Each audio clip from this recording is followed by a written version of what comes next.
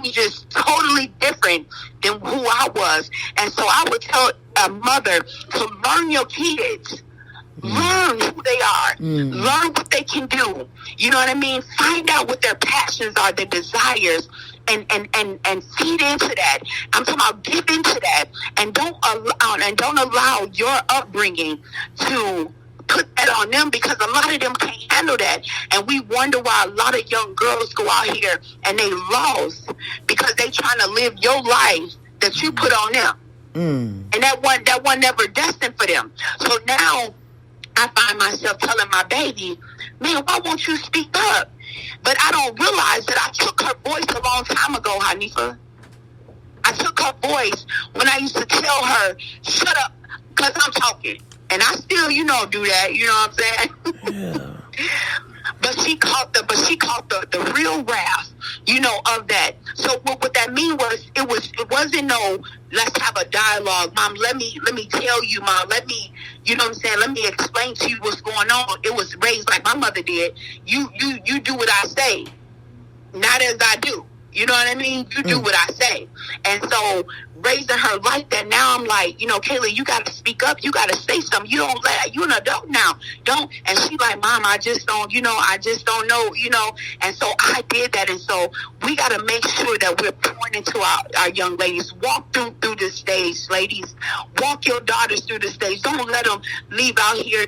You see a characteristic in them that you had. Yeah, they promiscuous. They sleeping with all kind of niggas. Then guess what? A lot of us have them same traits. And that thing gets passed on because a lot of them witnessed and watched that because we had niggas over them and things like that. But here's the thing. This is a way to right your wrongs. You know what I'm saying? Turn over that new leaf and begin to instill in them and tell them your testimony. Tell them, you know what? I did that. I sold drugs. I tell my son all the time, I did the gang life. I sold dope. I did the corners. And I'd be dang if I let you do it. I tell my daughter, you ain't finna do that. No, you can't do it that way. Let me show you how to do this. Let me show you how to do this credit thing. I messed myself up with credit cards. Let me show. No, we're not getting no credit cards, and this is why.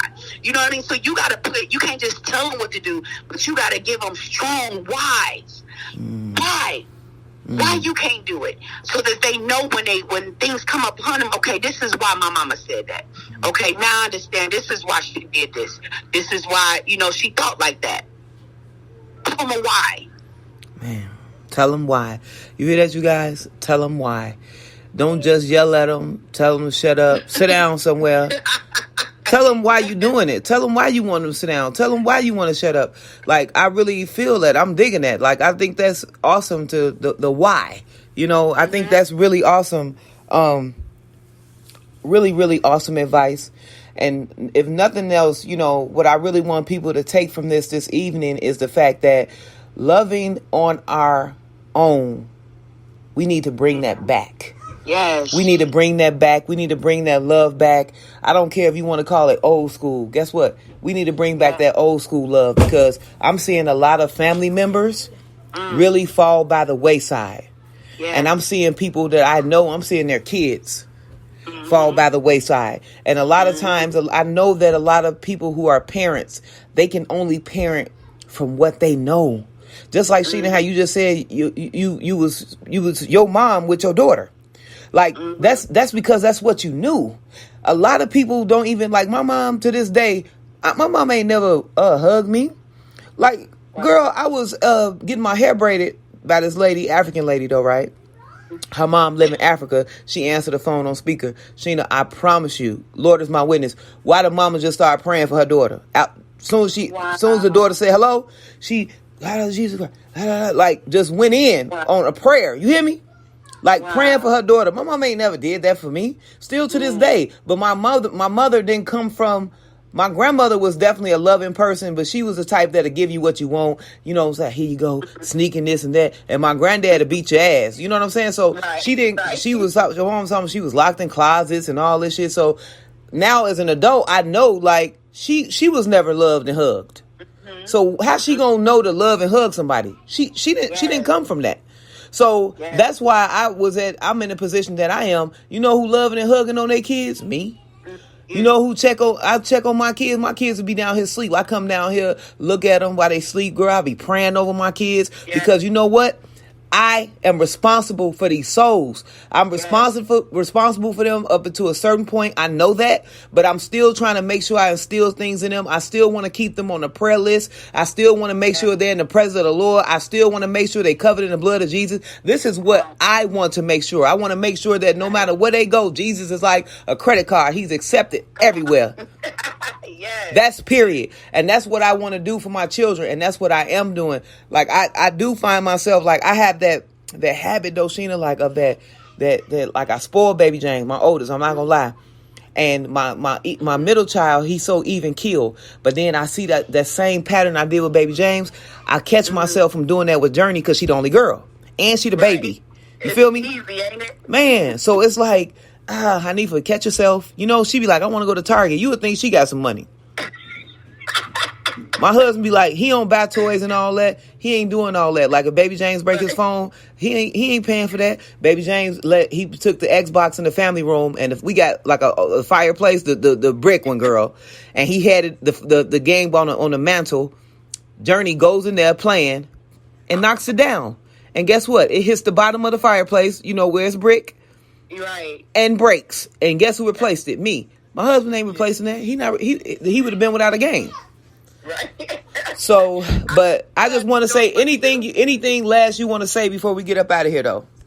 Yes, I just want to just encourage, just like people as a whole, I just want to encourage families.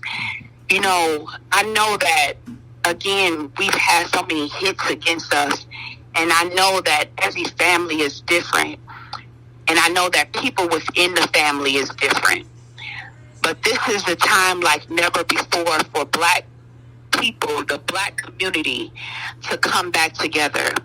And I'm talking about to the fact of having those family meetings, having those family gatherings, not holding on to unforgiveness, allowing, spats and arguments to happen, but coming to reconciliation once they happen, not letting arguments and things fester within the family, and learning how to be a mediator within the family, learning how that when somebody tell you something about another one, well, come on, let's get an understanding. The Bible says, and all that get an understanding, and find out what the root cause and demolishing any stronghold that is coming against your family. And I'm talking about, having those family reunions again, having with the cousins, the 3/4 generation cousins, the older big OGs, you know what I mean, where nobody is being left out, where people know who your family is,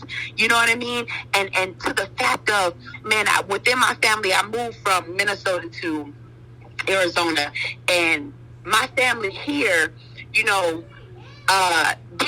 they didn't get together all the time, and so I'm huge with family. I'm like, man, this is different. We don't do this in Minnesota, And so I took it upon myself to grab the family. I said, man, this is what we're gonna do every third Sunday. We're gonna meet at a park. We're not gonna bring no food. We just gonna bring some water and some Gatorade, and we're gonna play football 1 month, kickball another month, basketball another month, and really what it is, and I made it a family thing. And if it's some people that outside of your family that you deem as family, because we got some that ain't our family, but they feel like family. Well, bring them so that we can get to know them. You see what I'm saying? Yeah. So right now, I just ask that right now that you find it in your heart to forgive one. You find it in your heart to come together and put your odds and your differences to the side and say, yeah, they're a little different. I'm a little different. But let's come together and let's be that community. Let's be that village that they used to talk about in the old times. So I encourage you guys to do that. Be diligent about it. If some people don't want to, come in right away, that's fine. But once they see everybody else getting together, believe me, you're going to win their heart. And they coming in with a full heart, with love. And that's all I got. Thank you so much. I really appreciate you stepping in and just dropping that on us this evening, because I knew you would. I knew you was going to hit home. So I really want to say thank you. And again, I really enjoy listening to you and your husband, and God bless you all. And you have a great night, Sheena. Thank you so much. All right, babe. God bless you. Yep. You guys, I just want to really say I want to thank everybody who tunes in, no matter where you are. I just really want to thank everybody that listens, because now is the time to start really loving on one another. I know a lot of times we get busy, like even me, myself, I'm guilty of it. You know, I'm busy and I be tired, come home. I'm finna start checking on my people too. That's period. Like, sorry, y'all say period a lot, but I really want to be able to start checking on my family. You know, it's so easy, like I said, for people to check on and love on people on the outside. It's time to keep that love on the inside. It didn't used to be like that. It used to be blood thicker than water and all that. Now, it's like the family structures is gone. Like, what happened with that? We need to bring that back. Charity starts at home. I always tell people that. I used to, like, even the Bible, it tells you to love thou neighbor, right? But some of us gotta love thou family too. A lot of people not loving thou family. They loving thou neighbor more than they loving thou family, which sometimes in certain situations that can happen. But please remember to love thou family. That's the only way I believe we're going to prevent a lot of these murders that's happening. People are killing people for nothing, y'all. People are killing people for nothing. It's mothers and fathers not going home for nothing. When you uncover it, it's like, what did they shoot that party up for? For what? We have to start loving on our children. We have to start loving on our brothers and sisters, our nieces and nephews. We have to start loving on our family. Love your mama, because you only get one. A lot of people don't even want to talk to their mama, talk to their daddy. I wish I could talk to my daddy right now. Lord rest his soul. But it's over. Everything that I want to say it's going to have to go unsaid. Everything I wanted to do with him is going to have to go undone. It is a wrap. Death is final. So please get a hold of your children. We don't need no more murderers and no more killers. We done seen enough. I would rather see more LeBron James than more little rah-rah shooting a pistol. Please love on your family members and keep these kids off the street. That's what's going to happen. More love.